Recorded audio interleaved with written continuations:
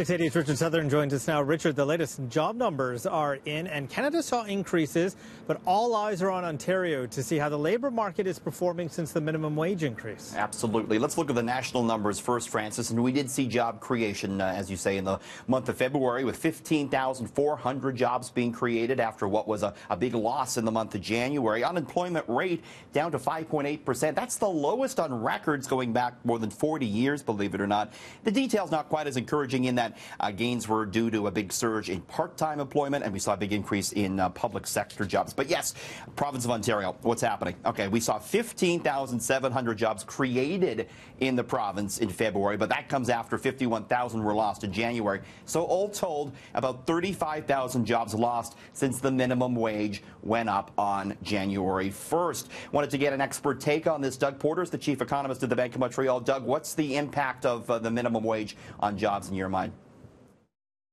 There has been a net loss of 35,000 jobs so far in Ontario, and I think the kind of numbers that some others were talking about were somewhere in the range of between 50 to 100,000 jobs fewer than would have otherwise been the case. But where were those jobs that were lost, those 35,000? They were not minimum wage jobs, were they? No, that's a fair point. Even in the month of February, one of the areas where we saw some strength was in accommodation and food services, which is, exactly where you would think a lot of the lower paid jobs would be. Also, retail trade was weak though, and that's another area where we'd be watching closely.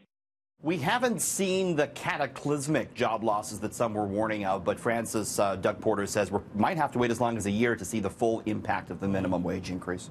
Well, Toys R Us, we've been talking a lot about them recently. So they are apparently getting set to close all their U.S. stores. You're looking at what that may mean for Canadian locations. Yeah, it looks like it could be game over for Toys R Us in the United States.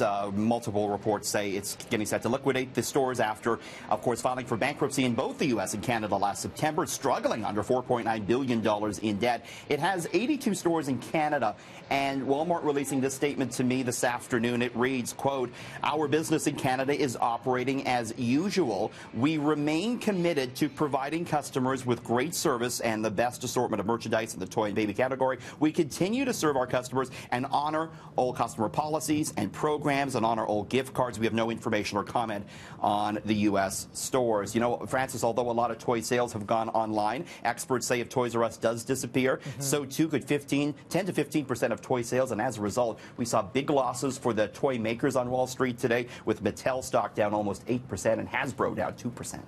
So Toronto home builders had their busiest February since 1948. Is that true?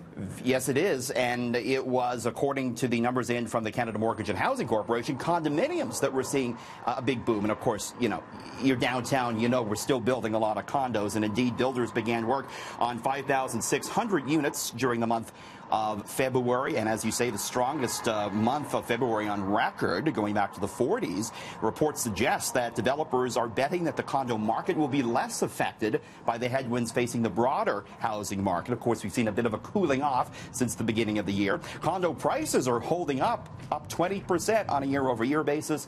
Francis, the average condo will set you back more than $500,000 downtown.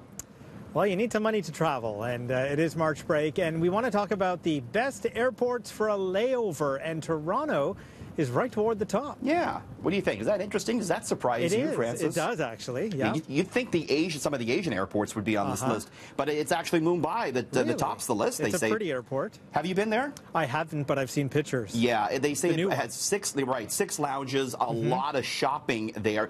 Delhi, number 2 on the list, boasts daycare rooms, more shopping there. But yeah, there's Toronto Pearson, 3rd on the list. This report pointing out that there's a lot of exhibition space, and I suppose they're talking about the newest terminal here. They also point out that you can even get a curated tour of Niagara Falls that leaves from Pearson Airport if you have enough time on your layover. I didn't know that. And Rome, number 3 on the list. So it's not always bad when you have to have a big layover at the airport. You can make the best of it. I was just in Seoul. They've got a movie theater, a skating rink. There's a spa. We spent some time in some hot tubs in the airport. Hot tubs? In the airport, yeah. Unbelievable. It was very nice. You could just go to the the airport for your vacation. You could. Toronto Airport, yeah, why not?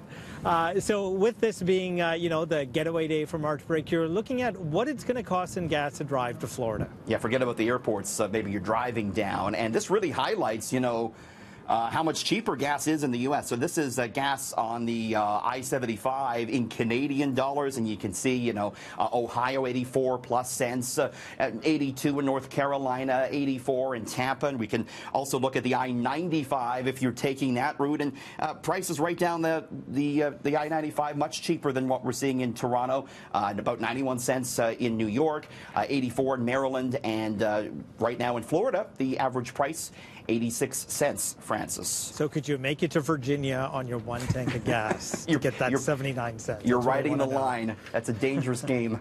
So where is gas here in Toronto going tonight? Little bit of good news. It's going down 2 cents. That'll bring the average, though, to $1.23.9. So still an elevated level. But if you hold off to midnight, Francis, you'll get a little bit of a deal. Hope you have a great weekend. All right. You too, Richard. Take care.